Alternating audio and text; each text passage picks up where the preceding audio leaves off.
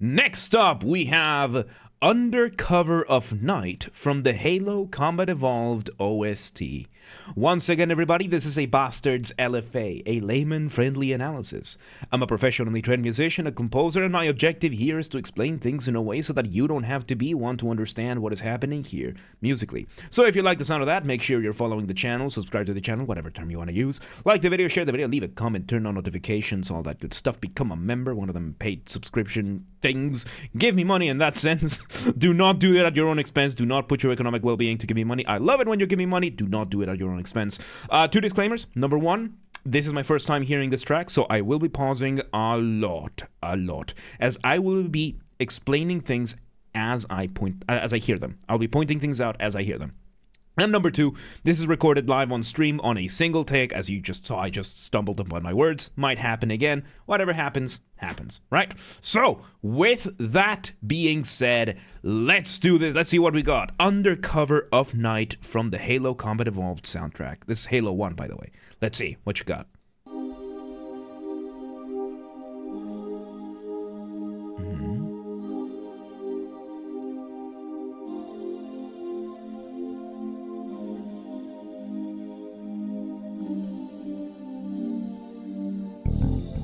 Okay, so I just wanted to hear the whole repetition of this before I did anything else. So we start with a synth doing some chords, giving us what is called our chord progression.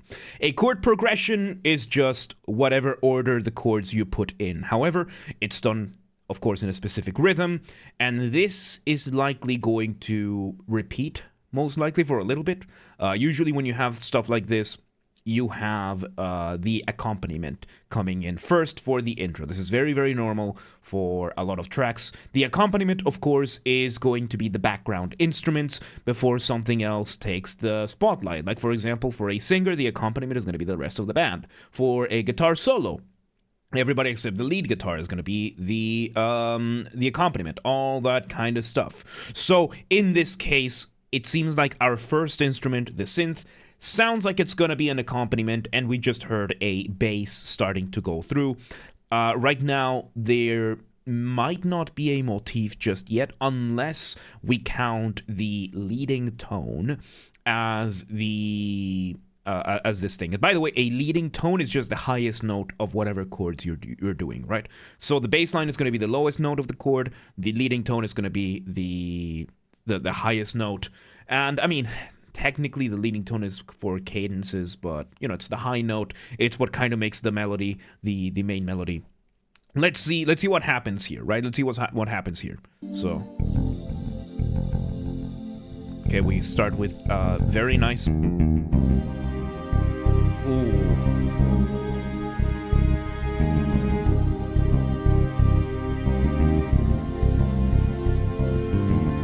Okay, so we bring in a bass, giving us a bass line, a little bit different from what we have with the synths. Rhythm-wise, this one is going to give us a bit of a rhythmic counterpoint kind of thing. Counterpoint, of course, being the study of melodies, how they are with themselves, how they interact with each other, how they develop, all that kind of thing. And rhythmic counterpoint is, just rhythm against rhythm. And in this case, since the synth is doing very, very slow chords, just holding down one chord, letting it breathe a little bit, it gives the bass enough space to come up with a bunch of cool riffs. By the way, a riff is a colloquial term.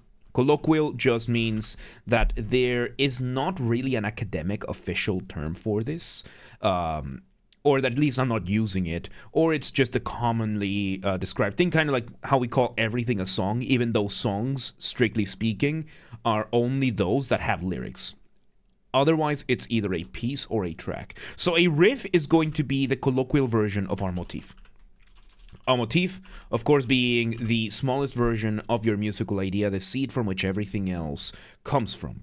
And a riff is a more contemporary version of that. It's used mainly for guitars, bass, for more band settings for this kind of thing, and it's usually going to be something for the accompaniment, not so much the main melody. So this is heard in 2 levels, starting with the Truth and Reconciliation as you make your way around the ridge, but only as the player starts the gunfight, and near the end, level 2 betrayals at the start of the final run chapter. Right, it's been so long since I played Halo 1, so we're gonna play this on stream once we finish Alan Wake. So there's that. All right, let's see where this goes.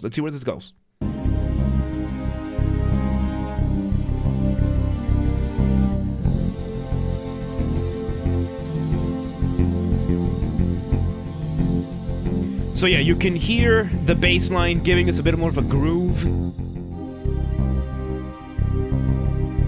And the synth is getting a couple of very, very slight changes every repetition, not in the chords themselves, but in the timbre and the texture of them. It's getting a little bit more clear. It's getting a slightly bit more reverb and delay. Those are 2 types of echo, by the way. It's getting a little bit more echoey. Like, they're very subtle changes that are happening over time to give you the whole thing of gradually then suddenly feeling. So let's see where it goes.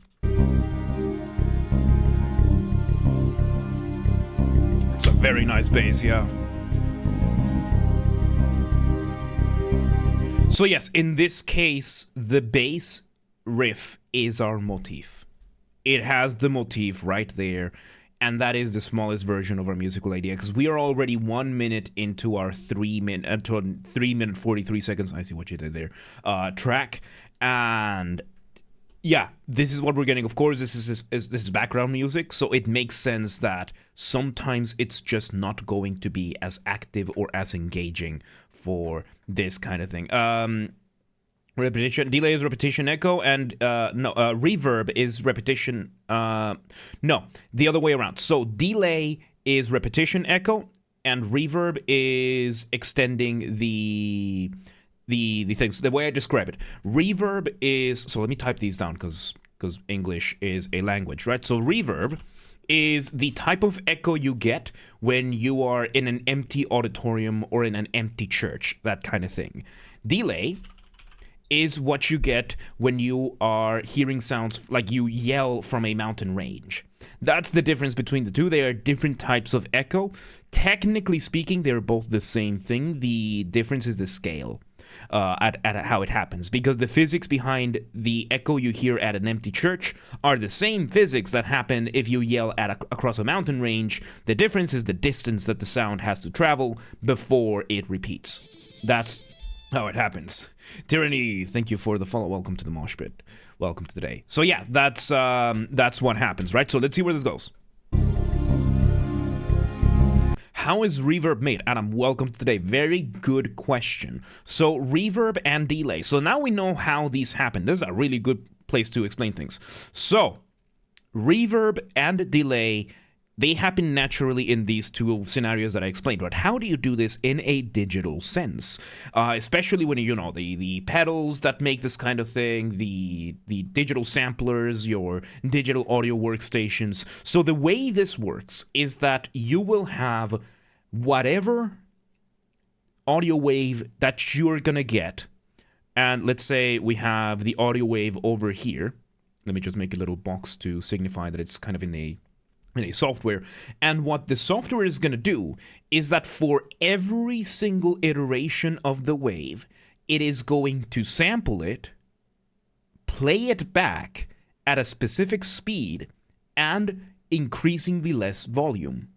So it's basically a copy-paste.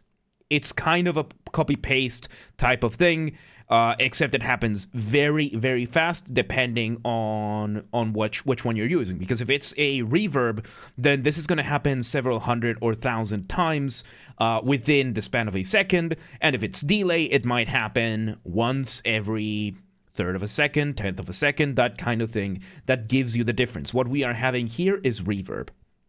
So it is fading out sampler over and over. Yes, Yes, basically. So, Death, welcome today. How you doing? So, yes, we have that. That was a very, very good question. I'm glad I finally got to explain how it works on a thing. And it works the same on like an amplifier or a sound system. It is a computer software, basically, that just replays the thing. Because nowadays, most of our analog components have a digital element to it. They have a small computer in it. EDM is full of it. Like, if you listen to any of the jamming shreds, my guitar has a little bit of reverb on it. So it's extremely popular. It's very, very cool because it fills up more space. But yeah, let's see where this goes.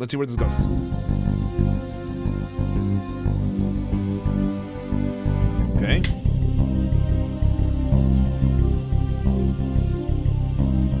Okay, and now we get a very, very good change over here.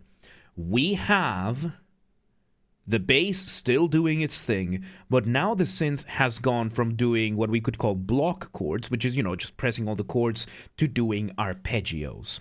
Arpeggios, of course, let me just delete this. Arpeggio is when you play a chord one note at a time.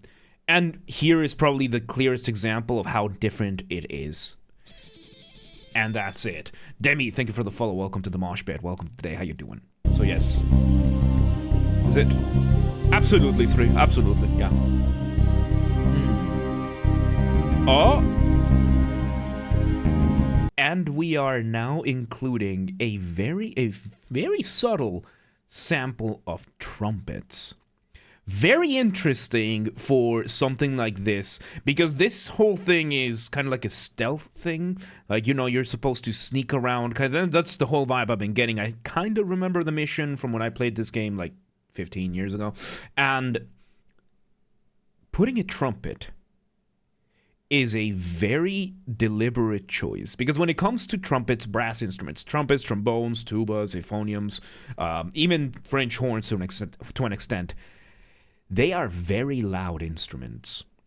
Like right now, the composer has the advantage that this whole thing is done digitally, so you can change the volume manually. But if you're in a live setting, trumpets and trombones and tubas are the riskiest instruments to use, and some of the most difficult ones to balance because of how loud they are. Again, you could have a full string orchestra. We're talking 16 first violins, 16 second violins, 14 violas, 12 violoncellos, 10 double basses, full sections of all of these things, and it would just, one trumpet could overpower all of them. Nico, welcome today. How you doing?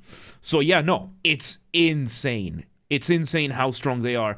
And usually, again, this is an instrumentation thing. When it comes to instrumentation and orchestration, it is picking the right instruments, not just for the right sound, but for the right psychological response. And when it comes to trumpets, trumpets have always been very triumphant, they have been very bombastic, and they are always very much associated with war. And in this case, the warrior, the Master Chief, giving you that sense of triumph and that kind of thing. So it is interesting to hear trumpets in such a relatively quiet piece over here, but it kind of makes sense. So let's see where this goes.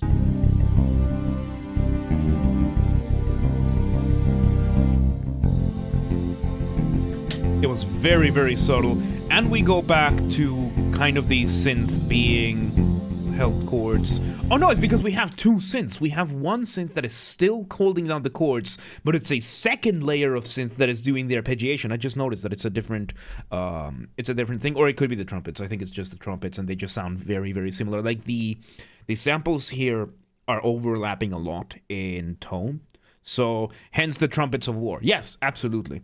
Absolutely, especially because trumpets were some of the earlier horn instruments, along with, you know, the horns. So yeah. Let's see where this goes. So yeah, I got confused a little bit there for a second. The trumpets are now the ones holding down the chords, and the synth has moved to arpeggiation, and the bass is still doing the same thing. So drum beat.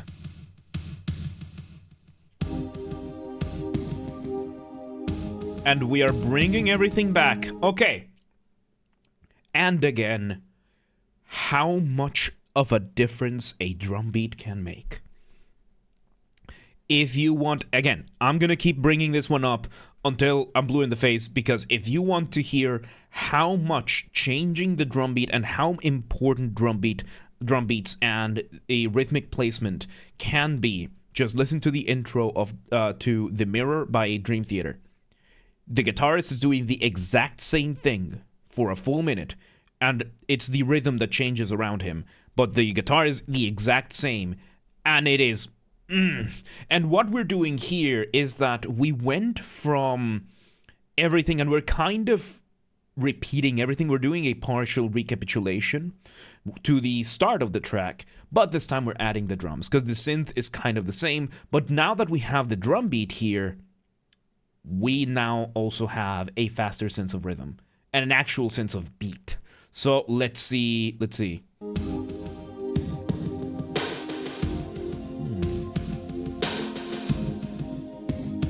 Fun drum samples too, because the bass drum is not that deep. It's not a bassy. Yep. So we are full on repeating, and love the left right effect. Yes, good observation right there. So right now the drums are having an emulated delay. This is an emulated delay done with panning.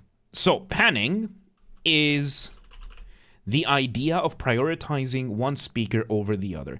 And this one is a little bit tricky because we are having, of course, let me explain panning, all right? So panning is because nowadays we use stereo.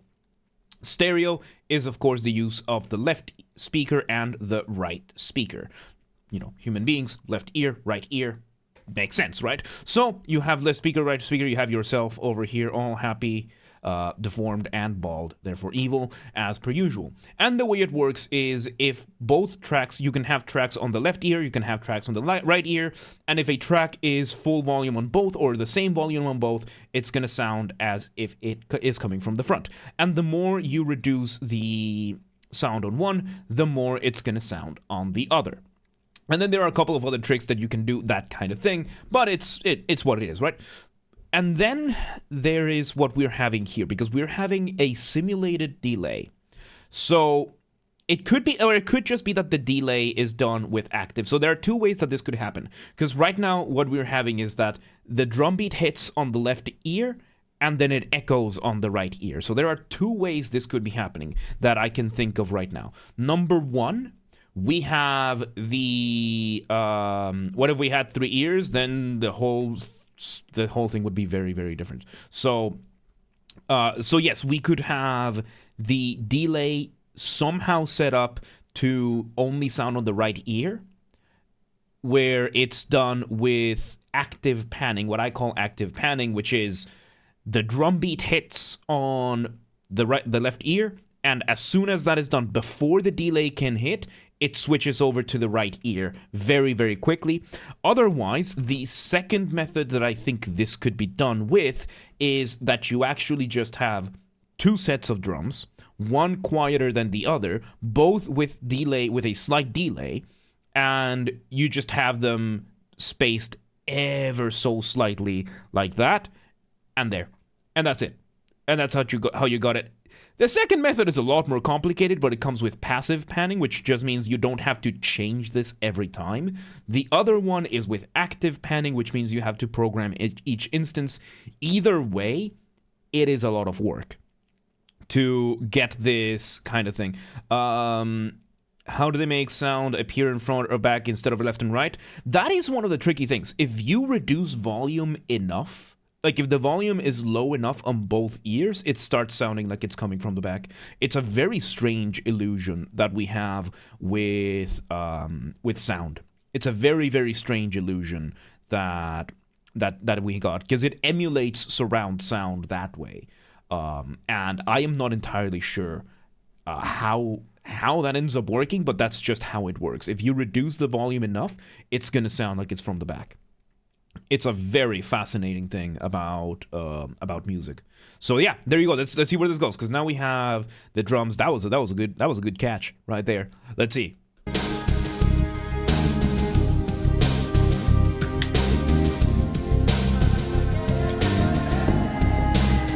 Oh, we introduced a little vocal line. That's why you chose this? Yeah, this track has a lot going on for it, considering how little it's doing. Because compositionally speaking, this is very simple. It's a chord progression, then a bass line, and by the way, these would be doing what is called an ostinato.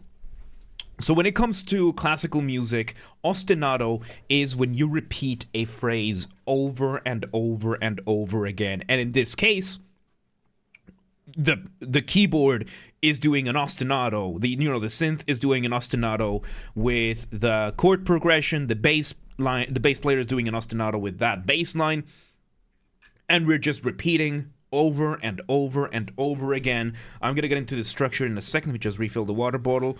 So yeah, no, we're having that. And the drums are also doing an ostinato. So these are just being looped. These are just flat out being looped. And we're just adding elements here and there to the loops. And it's working. And it's working. Like, this goes to show a lot of the times that you don't need super complicated things. It's just, you just need something that works. So yes, we have the ostinato. And in this case, when it comes to the form of what we are hearing, form or structure. Form is just the academic term for a track's structure. We've had A, which was the synth holding down the chords. We had B, when we switched over to the synth doing arpeggios. Then when we added the drum kit, we went over to what is called a prime. Prime just means it's a variation of the thing. And if we've had anything to go do this whole thing by, we will be going over to B prime. Herman, ask me that once we're done with the video, because I want to address that. So let's see. Welcome to Daylight Lane. Let's see where this goes.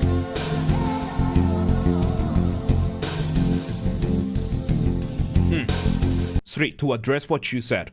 When it comes to older music, especially from like the Beatles and stuff like that, the music is panned because of physical limitations.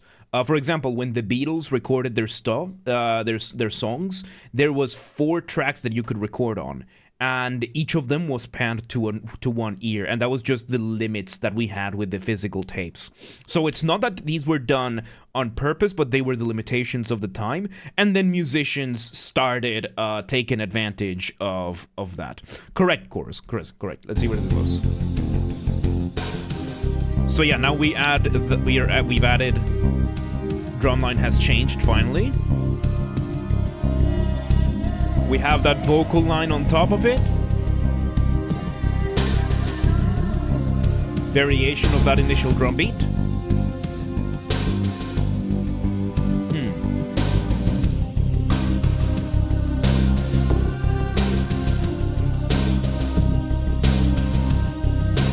We are now in B prime. So, let me explain a little bit about form when it comes to this kind of thing, because form, it can be a little bit tricky. So, in music, as I've said many times before, you want to keep a careful balance between what is familiar and what is new. Too much familiar stuff, you're repeating yourself too much, the listener gets bored, tunes out. Too much new stuff too quickly, listener gets overwhelmed, tunes out. So, when it comes to form, you have section A, which is going to be probably usually when you're first introducing things. Section B is going to have to be some sort of variation with contrast. So, you can't go all the way to a completely new material that is completely unrelated, because then you end up suffering with things like gent. For example, the genre of gent suffers from the problem that it's just new riff after new riff after new riff after new riff. So where does song 1 start? When does song 37 end? So it has right now, not right now, Mochichilo. So in this case, the the common thread that we have between A and B is that we are still doing the same chords. We're just doing arpeggiation instead of block chords. Block chords is when you're just, pressing down and holding. So that's what we're having right now, and it's working because now the common thread also becomes what ties us back to A and back to B and whatever else we might have. Let's see where this goes. We only have about 30 seconds left of this.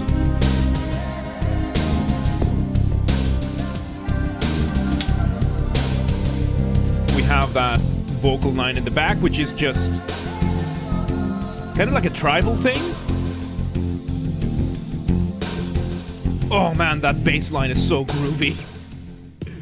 And we bring back to just the drum line, and we end it with that drum line. And this is gonna be able to loop again. No fade out whatsoever, but it's still able to loop back.